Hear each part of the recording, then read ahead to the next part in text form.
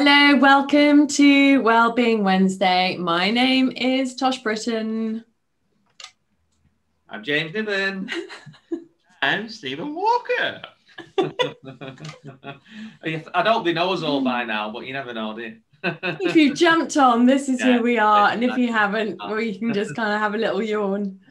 So this week, we're going to be talking about co-parenting, and it's a big subject. It's a really important subject as well. So unless your family has faced serious issues like domestic violence or substance abuse, co-parenting really for the benefit of your children is, it's the biggest contribution that both parents can make moving forward to to support, increase the happiness in your children's life and kind of really be a sort of a beacon of light of change and, just doing it differently.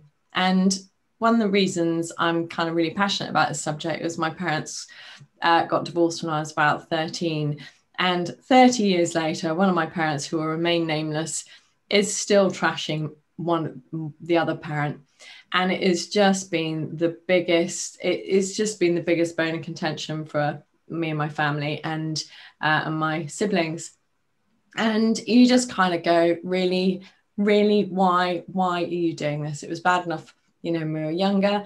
And as we got older, there were weddings and all sorts of things. And our wedding days became about our parents, really. And so first thing I would say to you is not to keep it on too much of a serious note is, this is a real opportunity to have a different relationship and a new relationship with your partner as your ex-partner even, as opposed to continuing the same one.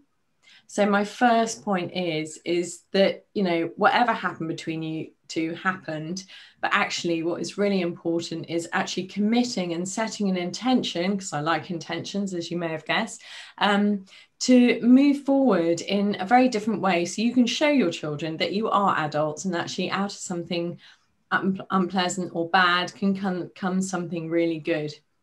I don't know if you guys want to kind of like jump in and say anything at all on that. No, I agree. Okay. So I agree. Thanks, mate. I think I will add to Stephen's wise words if I agree there. But I think it is what you said is absolutely spot on. So it can be so difficult at the start of a breakup to get along and focus on not focus on the kids. Really, you're focusing on other things, like it almost becomes a bit of a battle between the two of you. So yeah, it's tough, really, really tough.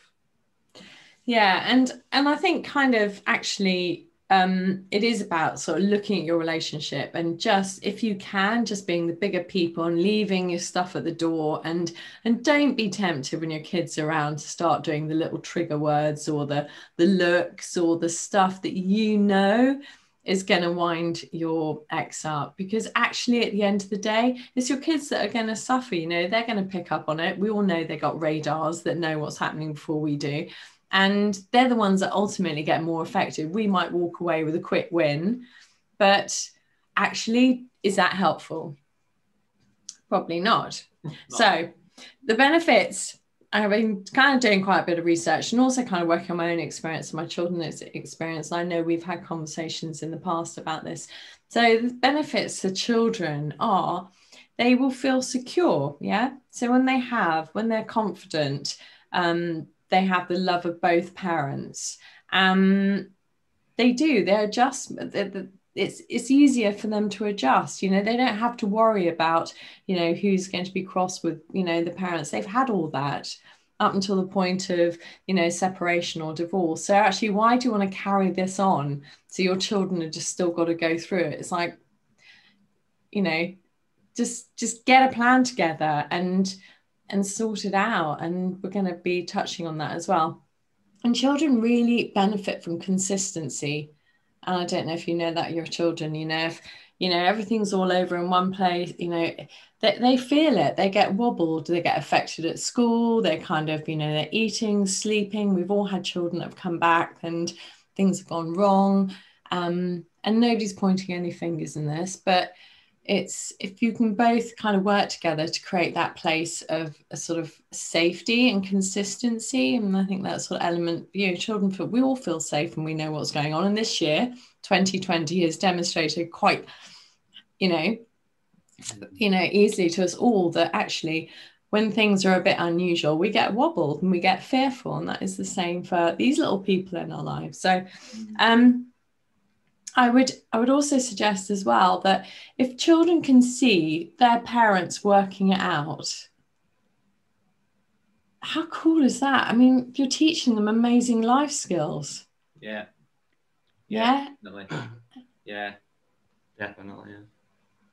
I think that like you said about the consistency, I think it's important from my own personal experience of getting a set kind of routine as early as you possibly can, which I know it could be difficult because there might be one person who maybe thinks you're going to get back together, and if you're then talking about contact arrangements moving forward, it's kind of like, oh well, it's definitely over. So there's that.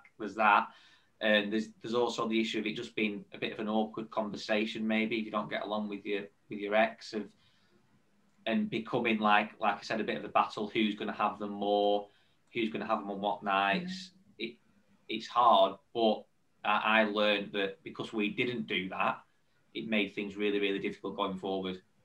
If I had my time over again, I would have tried to sit down and get the contact arrangements sorted as soon as possible. Like you said, for the kids, but also for us as adults as well, it's important that we like you said, we like consistency and like knowing what's happening just as much as the kids do. So that would be my kind of advice. Try and get it sorted as quickly as you can, really. That's sorry. Oh, with James Katosh's anything wife.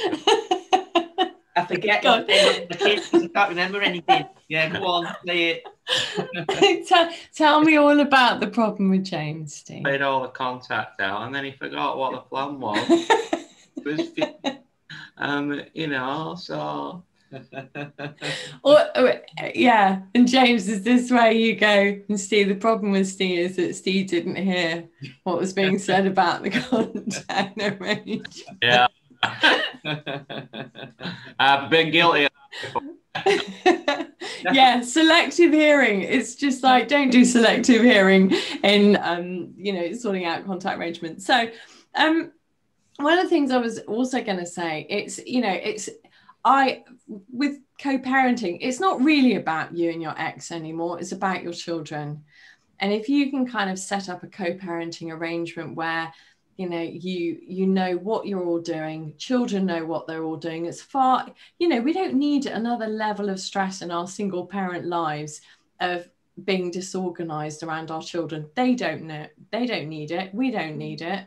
I mean, I don't know if any of you guys have done that whole thing where you've left uniform or school books or homework and the kids get so upset about it. Yeah, definitely. Or the phone, the mobile phone. Oh God, yeah. It's so annoying like that. It's like you get back after dropping them off on a Sunday, whatever, or a Monday, and then you get a message from your ex, one of your kids, you've left the phone, can you bring it back? And you're like, oh my God. He's just like, yeah, go on then, drive back, drop the phone off, drive back home. and we know these things are going to happen because that's just kind of part of life. But I always kind of think, I remember having this thing, my children used to have to drive like they didn't drive, but obviously my ex, we sort of met halfway, but the kids effectively were in the car for 2 hours every other weekend. And it's not us parents that are having to move between houses. We live in our houses. Yeah. But it's these little lovely people in our lives that are they're the ones that have to change houses and beds and things like that. So I think, when you're feeling like you're cross with your ex and, or somebody was late picking up or any of the other stuff, it's kind of really good to be sort of stay child focused. And if you can, you're feeling angry and resentful, I kind of go back to just taking that deep breath. Just take a big deep breath. Yeah. Just let it go, you know, and have the conversation later when you're not with your children. Yeah. I'll tell you the thing, going back to leaving stuff, I'm just going to change the subject. Yeah. It used to drive me mental was water bottles from school. Yeah. Oh my God. My kids would leave them at mum and dad's house, they'd leave them at mum and dad's car, and you'd get back and it's like, such a buddy's not got the water bottle. Can you find out where it is? And you're like, I'd message my mum and dad, do you know where the water bottle is? Or ring them up and they're like, oh, I've seen it somewhere. We've definitely picked it up from school. Where is it, Stephen? Where's that water bottle? Oh, and they deliberate for about 20 minutes and then they go and find it in the car. And it's like, you've wasted half your evening looking for a flipping water bottle. And you end up with loads and loads of water bottles everywhere, but you never have them when you need them. No, yeah, exactly. Or you find them underneath the car seat after the journey as well. Yeah. That one. Just going back to Tosh's original point, just bringing some personal experience into that. My ex-wife used to live around the corner from the house at one point. It was great. Kids could just walk around the corner. Obviously, I went with them, but literally a stone throw away. And then she moved out of the area, and she used to see them at that point. It was pretty much 50-50. But then when she moved out of the area, obviously the school run, we're talking another 45 minutes, which would mean that they'd have to get up even earlier for the school run. And I had to make a really difficult decision and say, you can't have them during the school week. It's going to have to be holidays and weekends because the kids are getting up at silly o'clock. And not only that, there's that rush, isn't there, driving. You're putting yourself more at risk. But it was a really difficult decision for me as a parent to have to do that. You know. And how, can I ask you, how is your, I mean, obviously we don't want to get too personal about our own stories on here, but, you know, it was good that you were able to have the children and. For me, having them. Yeah, and for the kids as well, that was, you know, that ended up being the agreement. I mean, I remember James giving me some really good advice because right at the beginning, I mean, we were both, to be fair, we were both juggling the contact arrangements, figuring out what the best plan is because it's all new. And at one point, they were like ping pong balls. I went to her house and came back to mine, and I had to say to her, this isn't consistency. This is, you know, so by moving, it actually gave the kids consistency throughout the school week because exactly what you said, Todd, the routine, all of it. And I noticed a transformation straight away. They really look forward to seeing mum at the weekend, you know. So, and then the holidays, obviously I gave them more access in the holidays because of the fact that I've got them in the school week. It's so hard, isn't it? I mean, I'm just thinking you're talking about that and you have some parents and their children are going backwards during the middle of the week as well. And, you know, everybody wants to see their children. Nobody wants to miss out, you know, and obviously there's going to be like emotions behind it as well. Well, you left me and yet you got the children more. And, you know, it's a big bag of rat, whatever, to sort out for everybody. But I think, you know, it's really about whether you have your children all the time. I mean, I have my children most of the time, well, pretty much the majority of the time. And, you know, and I was like, am I ever going to get a night off? Am I ever going to have, and actually I actually just sucked it up. And I just thought, actually, no, I've got to look at the positives about this, you know, and the positives are that I get to see my children, and the positives may be for somebody else that actually they have a co-parenting relationship where they do get to see their children. And I think it's not going to work for everybody. And if it does, it's amazing. But it really is about not putting your children in the middle and about to take that step back when you feel like you're getting into that thing. Have those conversations away from your children. You know, just agree to write. I mean, there are lots of family a sort of co-parenting plans now available as well. I'm happy to, you know, share one with you as well. But it's a real, I think when you have boundaries for everybody knows where they are. Yeah, definitely. Yeah. our biggest trick for me and James was our contact plans at the beginning were on separate weekends. So James said, who's going to move, you know, so we had to agree. And I said, I'll try and alter mine because James's contact arrangements were different to mine. And I finally managed to get on the same week. I think something happened. We went into a holiday or something. Do you remember? I think you did a couple on the bounce or something, a couple of weekends, and then it sorted itself out because we wanted to make sure that on the weekends that we had the kids, we had each other as support to pick up and relieve a bit of the pressure. And then on the weekends that we didn't have them, we could go out and get drunk. Do you remember? Have some time out. Yeah. We had an event and we get our calendars out and we'd be all four and we go, kids, not kids, not kids. So this is something. So this is really good as well. It's really important that if you can, I guess there are other issues that come up when you meet a new partner, which obviously the three of us are still, we don't really have to worry about. Single parent, united. So we're still okay with this, but you know, obviously there are issues that come up if you do meet somebody else and you're on different weekends as well, and you know, you might not have your children and you're trying to get a relationship together. I mean, it's hard, it's really hard. Obviously that's why we obviously haven't. That's the reason why. I'm just thinking about the dating. Like, it's almost like you need to put your schedule on your profile. Yeah. I have people who do not have the kids on this weekend. Maybe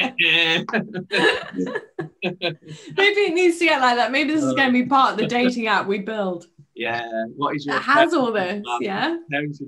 Parenting plan match or something. You know, can match people. Do you know what? Weekends. That's a brilliant idea. Because then you have all that, but I think kind of that brings me on to the next point about flexibility as well.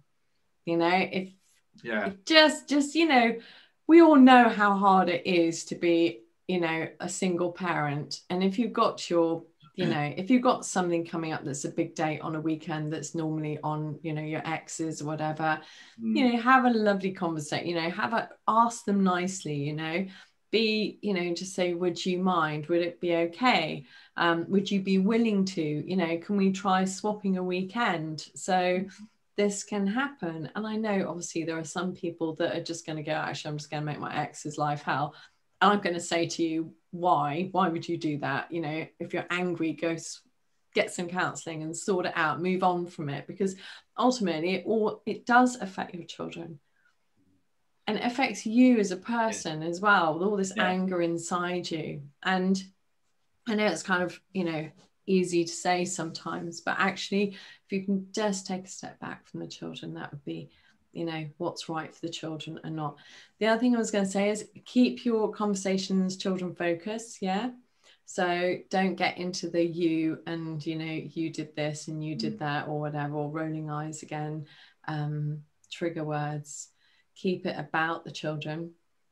And if you're kind of like going to pick up the children, your ex has had them for the weekend and you're feeling like you've had a really lonely weekend, you're cross, you may be a bit hungover, you've been out with your friend, well, obviously not out with your friends, a Zoom call with your friends, or because this is 2020, and you're feeling a bit angsty, you're going to pick the kids up, maybe feeling a bit grumpy. Go for a walk, get some fresh air, don't drink coffee, don't drink loads of sweet, you know, Coke or whatever it is, like, you know, fizzy drinks. Get yourself into a good place. If you can feel yourself getting angry or upset or angsty at the pick up and drop off. Yeah. Look after your well-being. Yeah, definitely. That's something that I used to feel quite badly. I still do a little bit now, and I don't really know why, to be honest with you. But initially, when I used to drop the kids off on a Sunday at 5 o'clock, and leading up to 5 o'clock, so probably from about 4 o'clock, I used to start getting quite anxious and like panicky, thinking I've got to get them back for 5 o'clock. First thing. Second thing is, have I got everything that needs to go back? Like we talked about before, uniform, shoes, water bottles, all that kind of stuff, making sure I left it by the door, packed it all up by the door, because like obviously my memory is appalling. So I'm like, leave everything by the door. So I literally have to fall over it before I get out the door. And it was weird. And I still, even now, a little bit, not as bad, but I still, when I'm dropping them off, still feel a bit funny. I don't know what it is, for no real reason, because everything's really, really good at the moment with the kids and my ex, but it's an anxiety, it definitely is, but I don't really know why now. It's weird. Maybe it's just because it's something that you felt for quite a long time, and it's just kind of got a bit of a warm pathway, and that's maybe just got into the routine of that feeling. I don't know. I don't really know. Strange. I tell you what I feel. I still feel it.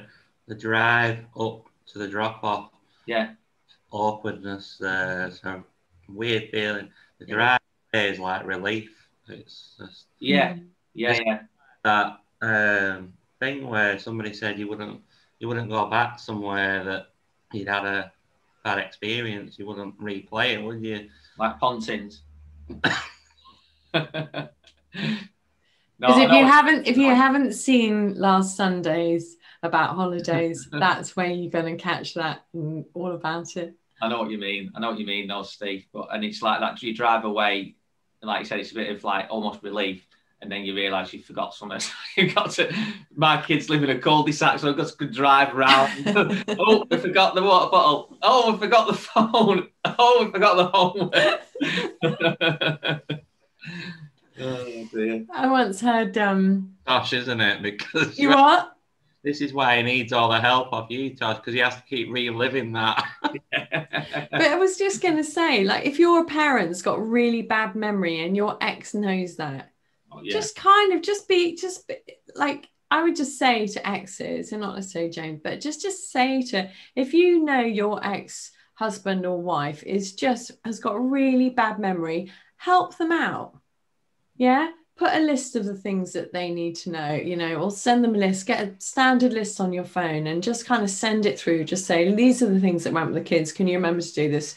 You're laughing at me. Am I living in La La Land? Am I laughing at me? I was thinking, is that a kind of completely unrealistic? I'm thinking if my ex, I'd be like, no, you've got the kids this week. Yeah. Oh dear. But just like help each other out. You're both doing it for the children. You're not scoring points on each other. Who can get it right and who can't. Why would you do that when the children are involved? And they're ultimately going to get upset if they've left their phone or their water bottle or whatever it is. School shoes at another house. Yeah. So just and there are some really good apps as well. I think there's a Family Wizard one, which is quite good at sort of, if it's difficult to have conversations with. But I just wanted to say, I once heard a story with somebody and they actually told me, and I could not believe it. And they said, I could never go back to my ex-husband's house because he was with his new woman. And, that's going to be painful. But what she used to do was, she said, and I could never go there again. So I used to drop my children off at the end of the road and they used to walk up the road. And I just thought, why would you put your children through that walk of shame? Yeah. Why would you? Because you could, that's not about your children anymore. That's about you. And I think it's really important, even though it's hard, and it's hard. We all have to do this hard stuff. Yeah. Is to just put ourselves in our children's shoes sometimes. And having been that child at 13 where it's just painful, and we all dreaded it. We dreaded the hour before, the hour after. It was just, and after a nice weekend, that's, you don't want your children to, my little dog's having a little dream. She's running in her dream, this little squeak. Oh, sorry.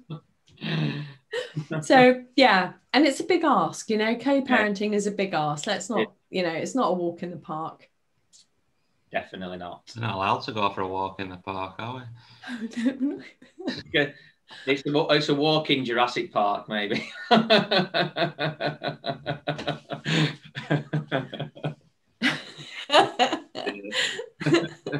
the water bottle?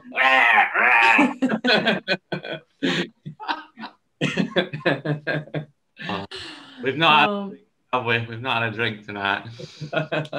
Not tonight. No, definitely not. Maybe we should. Maybe I don't know. Thing about co-parenting, Tosh and James, for me is you set something in place and it's going well. And this came up in the group today, our Single Parents United group. If anybody wants to join, really good group. Me and James run. But it came up today actually that when you get the kids back from the other parent, the different, behaviours they display and, meltdowns that they have and things like that. And the parents were actually talking in this forum about how do you deal with it? Because I have to go through it every Sunday night when they come back. And it seems to roll into Tuesday and then they calm down again. So if it's not working for if there's something that's not working for the children, it may be that it just needs to be looked at. Or, if there's a child that's having a difficulty or a worry because they might be going through a hormonal stage, and 4 years old, they all have their different kind of times where they have like surges of hormones or whatever. And I just say that if something's not working for a while, just try something different, just to agree for your child's benefit, if you can, to do something differently. And it may be that you just have your child for an extra weekend to settle them down a bit, and maybe the other parent can just come over and hang out in the garden, or I don't know, depending on how it's going, or just go for a little walk near their house, so they don't have to be out of their normal bedroom, or for a couple, a weekend. Just be open to doing things differently. Don't keep going back and then hoping that it's all going to work, because you don't want to lose your weekend, or you don't want your ex to have the children for another an extra weekend. I just think it's finding ways to work, and maybe just both of you sitting down if you can. I mean, this is a really big ask. It's a big ask on Wellbeing Wednesday here. To just ask the child together, just say, we really want to help you to help make this work, and we want to listen to you. What is it that can help you? And wow, I mean, that would be amazing for your children to be able to hear you both ask them. And I think Steve, you mentioned as well, didn't you, about children and feelings? You had something you wanted to share that was maybe it's kind of relevant as well. Yeah. Just talking about feelings and asking children. Yeah. My mum was telling me today that she was raised by a widowed mum from the age of 8, and she was sick of hearing the words, "Have you been a good girl today?" And when they visited relatives, "Wow, how you've grown." And it was never, "How are you? How was your day? How was your trip out of the zoo?" It was always, "Have you been a good girl at the zoo? By God, you've grown." And my mum was saying, Tosh, you might know a book called Now We Are 6. The A.A. Milne. Yeah, and it's a poem in it called "You've Been a Good Girl." You've been a good boy. You all right? Yeah. Mm. Oh, is it bedtime? No.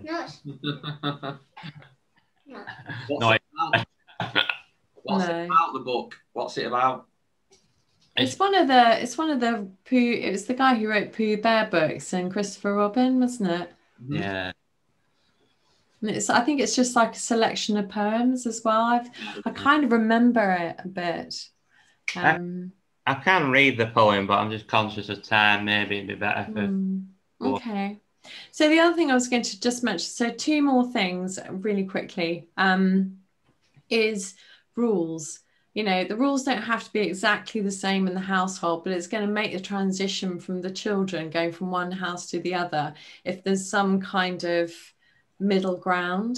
Yeah. So you might, not everybody parents the same, and it might be that you didn't like your parenting, you know, ways of your ex or whatever, but you know, it's all about the children. And if you can kind of agree to some basic ground rules that your children, so at least they know there's some foundation going from one house to the next, that the pair of you can then have your own style, but the children still know that that's, you know, there's some kind of firm ground in there as well. And maybe kind of agree about discipline as well.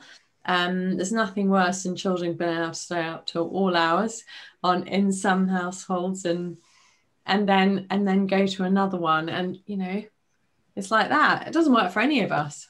No. So why should we expect it to be okay for children? Yeah, that's true. That is very true. But like you said, it's difficult, isn't it? Because you both have different parenting styles, completely different parenting styles. Yeah, if you can work it out. And not have that fear about being good cop, bad cop. Just focus on you and your parenting with your children and just be the best. Don't parent on the basis that your children are going to tell the other parent what's going on as well. You know, and actually don't ever put your children in the middle and ask them what happens in the other household, because actually more than likely they probably just want to keep it separate as well. Yeah. Brilliant. Some really. It's a big subject. I've probably got loads more as well. So. Especially coming up to Christmas. We've not even talked about Christmas contact. Flipping out, that might be another episode altogether. That one. Yeah. I think that'll be a subject that is really difficult discussions going on, I would imagine, surrounding Christmas with everything that's happening in the world at the moment. But let's finish on a positive, a massive, massive positive that I found out about yesterday. I'm sure that most of the UK did, that there is a vaccine is close, isn't it? There's the chance of a vaccine being produced fairly soon. So that's a good thing, hopefully. Fingers crossed. Don't forget your appointment, James. Yeah. So we could be coming to the end, hopefully. That's the positive to end on, I think. That'll be brilliant for everybody's well. Right. So thank you very much again, Tosh, for your words of wisdom. Thank you, Tosh. Thank you for, you know, being here and being part of everything. Yeah, and don't forget to check us out on Instagram, single.parents.united, and obviously subscribe to our YouTube channel if you want. And if you would like to, request to join our Facebook page at Single Parents United. Bye for now. Bye. Bye.